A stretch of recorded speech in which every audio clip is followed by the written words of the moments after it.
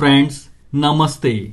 I welcome you all to a very important initiative for Prelims 2022, and the initiative is about synchronizing your preparation with previous year questions to take lead in the prelims paper. इसके अंतर्गत हम सभी subject के जो core repetitive themes और topic हैं उनका micro analysis करेंगे कि वो क्यों इंपॉर्टेंट हैं, उन थीम से कैसे क्वेश्चन पूछे जाते हैं और सिमिलर पैटर्न को फॉलो करते हुए हम आपके लिए कुछ क्वेश्चन देंगे। इन क्वेश्चन को आप सॉल्व करके देख सकते हो कि आपका इन थीम्स पर कितनी पकड़ है एंड अकॉर्डिंगली यू कैन जज where you stand in the competition. इस इनिशिएटिव में हम वीक डेज में डेली एक सब्जेक्ट के कोर थीम्स को लेकर आएंगे with some high class MCQs. आप इन एरियाज को कंप्रिहेंसिवली रिवाइज करोगे, एमसीक्यू को सॉल्व करोगे और कुछ कमी रही तो उसे देखोगे और सुधार करोगे। तो चलिए आज के थीम से स्टार्ट करते हैं। But before commencing the lecture आप सबसे एक रिक्वेस्ट है कि अगर आपको ये इनिशिएटिव किसी भी तरीके से पसंद आए तो प्लीज़ चैनल को सब्सक्राइब करना और वीडियोस को लाइक और शेयर करना। अगेन, जब पसंद आए ये मुझे मोटिवेट करेगा कि मैं और भी इम्पैक्टफुल इनिशिएटिव आपके लिए लाऊं। फ्रेंड्स, आज के थीम्स में हम पॉलिटी सब्जेक्ट के इंपॉर्टेंट थीम्स को कवर करेंगे और उसमें जो पहला टॉपिक है वो है प्रियम्बल। अब ऐसे हवा में बोल दूं कि प्रियम्बल इंपॉर्टेंट थीम्स है तो मुझे लगता है सही नहीं होगा। मुझे ये भी बताना चाहिए आखिर इस थीम्स में यूपीएससी किन एस्पेक्ट्स और टॉपिक पर ज़्यादा फोकस करता है या क्वेश्चन पूछता है। तो मैं आपको बता दूं, वाइल रीडिंग प्रियम्बल जो आपका मेन फोकस होना चाहिए स्पेशली लास्ट के दिनों में, वो प्रियम्बल के फीचर्स एंड प्रियम्बल में मेंशन कीवर्ड्स के ऊपर होना चाहिए। अब ऐसा मैं क्यों बोल रहा हूं, इसके लिए इन प्रीवियस ईयर क्वेश्चन पर नजर डालो। ये क्वेश्चन देखो, पूछ रहा प्रियम्बल के फीचर्स के बारे में। ये देखो, कीवर्ड्स लिबर्टी के बारे में पूछा है। इस क्वेश्चन में कीवर्ड्स इक्वालिटी के बारे में पूछा है। यहां देखो फिर से फीचर्स के बारे में पूछा है और यहां फिर से कीवर्ड्स लिबर्टी के बारे में पूछा है। इन एस्पेक्ट्स को देख के आप समझ गए होंगे कि प्रियम्बल एक इंपॉर्टेंट थीम है और पढ़ते टाइम आपको क्या फोकस करना है आपको यह भी समझ गया होगा। अब सिमिलर पैटर्न को फॉलो करते हुए मैं आपके सामने कुछ प्रैक्टिस क्वेश्चन दे रहा हूं। वीडियो पॉज करके आप ट्राई करो इन क्वेश्चन को सॉल्व करने का। क्वेश्चन के बाद मैं एक ब्रीफ एक्सप्लेनेशन एंड सही ऑप्शन क्या है आपको बता दूंगा। तो ये रहा आपका पहला practice question. Which one of the following statement is not correct with reference to the preamble? The legal nature of preamble is such that it may be enforced in some special circumstances. दूसरा statement है not giving special status to any religion and allowing the state to intervene in order to ensure equality within religious communities are the core features of Indian secularism. In the Indian polity, sovereignty ultimately lies with the parliament. Statement A देखो, बोल रहा the legal nature of preamble is such that it may be enforced in some special circumstances. Friends, आप में से maximum लोग ये बात जानते होंगे कि प्रियम्बल कॉन्स्टिट्यूशन का इंटीग्रल पार्ट है। बट जब बात आती है इसके इन्फोर्सेबिलिटी की तो प्रियम्बल के प्रोविजंस को डायरेक्टली कोर्ट के द्वारा इन्फोर्स नहीं कराया जा सकता। लेकिन सुप्रीम कोर्ट ने केशवानंद भारती केस में यह भी बोला है कि प्रियम्बल का यूज ऐसे केस में तब किया जा सकता है जब कॉन्स्टिट्यूशन के एम्बिगुअस एरियाज जिसके डिफरेंट इंटरप्रिटेशन हो सकते हैं जैसी सिचुएशन आए, so directly it can not be enforced. So it's a wrong statement. अगर ऑप्शन बी देखो तो ये बोल रहा not giving special status to any religion and allowing the state to intervene in order to ensure equality within religious communities are the core feature of Indian secularism. ये एकदम सही है because we all know west का जो model है secularism से related वो है कंप्लीट सेपरेशन का between religion and politics, obviously due to some historical reasons. But India के केस में जहां मल्टी रिलीजन का डोमिनेंस है वहां धर्म और पॉलिटिक्स को टाइटली अलग करना टफ है। बट इसका मतलब यह भी नहीं है कि स्टेट किसी विशेष धर्म को स्पेशल स्टेटस देगा, बल्कि स्टेट सभी धर्मों के साथ समान व्यवहार करेगा और ट्राई करेगा कि intra and inter religious problem को इंटरवीन करके दूर करे। सेकुलरिज्म के बारे में होलिस्टिकली जानना है तो मेरा डिस्कशन है सेकुलरिज्म के ऊपर इस चैनल पर, आप उसे देख सकते हो। Therefore it's a right statement. अगर ऑप्शन सी देखो तो यह बोल रहा है in the Indian polity sovereignty ultimately lies with the parliament.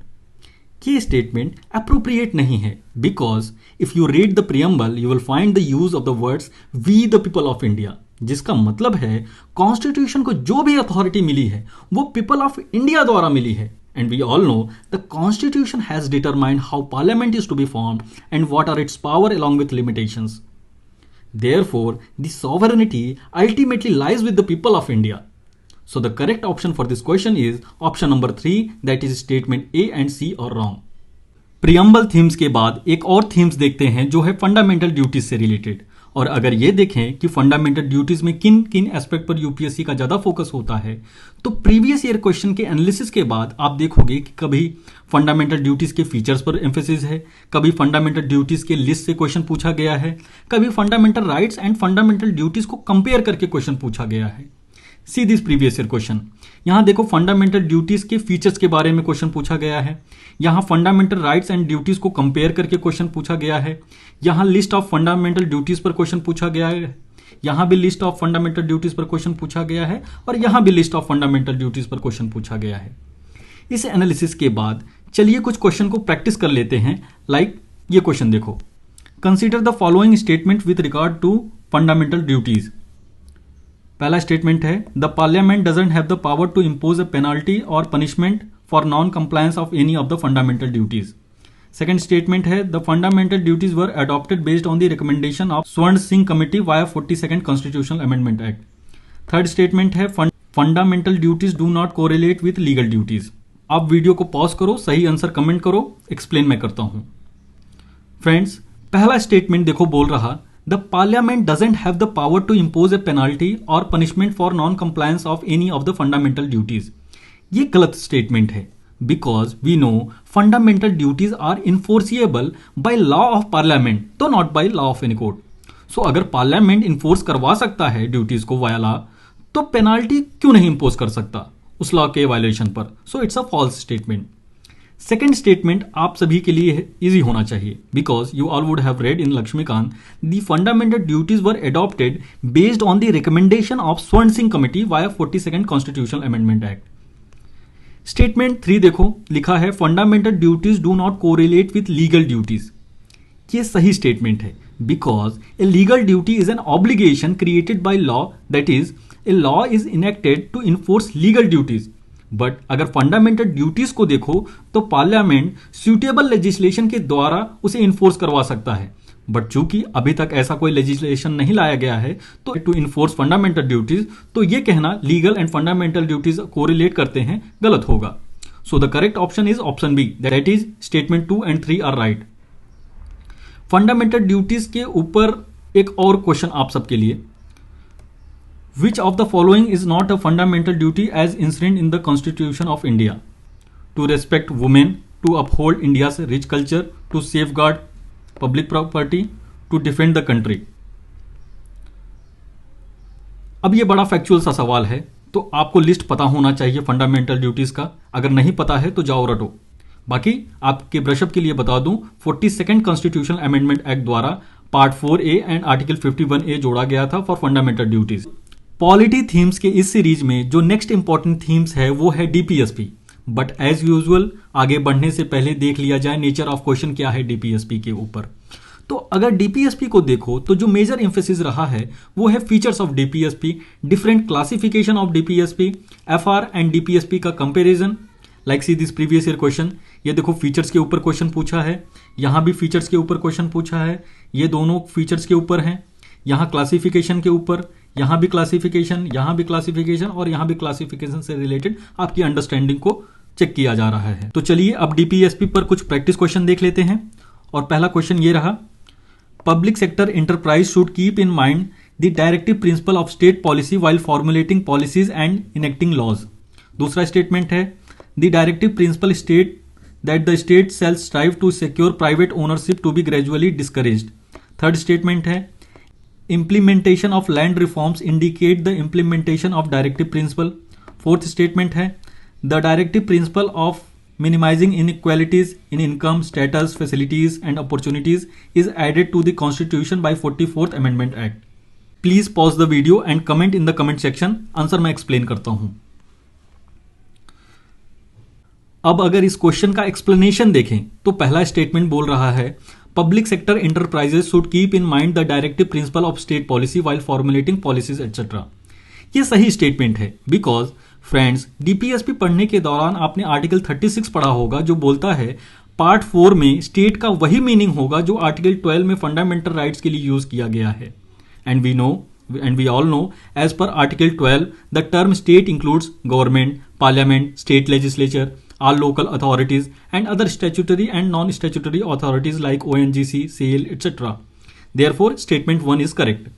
Second statement बोल रहा है कि as per DPSP, the state shall strive to secure private ownership to be gradually discouraged. ये गलत स्टेटमेंट है, because there is no provision in the directive principle to nationalise means of production और to discourage private ownership. हाँ, ये जरूर है, article 39 में prevention of concentration of wealth and means of production की बात कही गई है, बट इसका कहीं से भी ये मीनिंग नहीं निकलता कि प्राइवेट ओनरशिप को डिस्करेज किया जाए. So a false statement.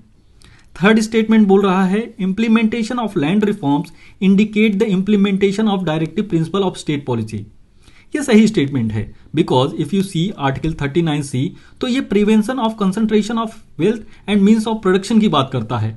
And we all know land reform जो भी लाया गया उसका मेन फोकस था to prevent concentration of wealth and means of production. So a correct statement. Fourth statement देखो तो बोल रहा the directive principal of minimizing inequalities in income, status, facilities and opportunities is added to the Constitution by 44th Amendment Act. ये एक factual सा statement है और आपको पता होना चाहिए कि ये किस कैटेगरी के अंदर आता है और कब ऐड किया गया था. बाय द वे, ये सही स्टेटमेंट है. So the correct option for this question is option C, that is statement 1, 3 and 4 are right. DPSP से रिलेटेड एक और एमसीक्यू देखते हैं. With regard to the fundamental rights and DPSP, consider the following statement. Statement 1 है the fundamental rights have legal sanction whereas the DPSP have political sanction. The fundamental rights do not require any legislation for their implementation whereas DPSP require legislation for their implementation. The provision related to fundamental rights and DPSP are amended by special majority of parliament and with the consent of the states. अब आपको सही answer बताना. पहला और दूसरा statement देखो तो बोल रहा the fundamental rights have legal sanctions whereas the DPSP have political sanction. दूसरा स्टेटमेंट बोल रहा है fundamental rights generally do not require any separate legislation for their implementation whereas DPSP require legislation for their implementation.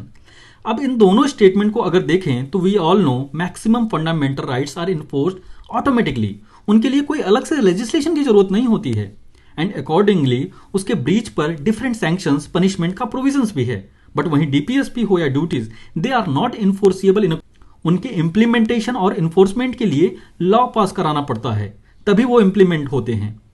अब DPSP के automatic enforcement पर रोक क्यों है? We all know that is state may not have enough resources to implement all of them. और ऐसा हो सकता है कि स्टेट खुद से इनके ऊपर प्रोग्रेसिव लॉज लाए या बनाए.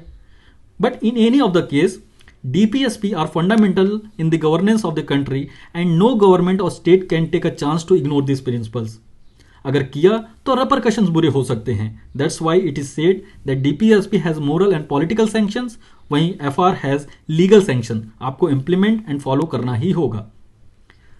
थर्ड स्टेटमेंट देखो बोल रहा the provisions related to FR and DPSP are amended by special majority of parliament and with the consent of states. It's a factual question और आपको पता होना चाहिए कौन से प्रोविजन के लिए कौन सी मेजॉरिटी चाहिए होती है. By the way, provisions related to fundamental rights DPSP require special majority in parliament to be amended. That is a majority of the total membership of each house and a majority of 2/3 of the member of each house present and voting. So friends, with this question आज का हमारा themes discussion पूरा हुआ, जिसमें हमने preamble, fundamental duties, DPSP जैसे themes को देखा. नेक्स्ट पॉलिटी राउंड में हम और पॉलिटी थीम्स को डिस्कस करेंगे. तब तक के लिए रिवाइज और इम्प्रोवाइज करिए और कंटेंट अच्छा लगा हो तो लाइक, शेयर, सब्सक्राइब करिए.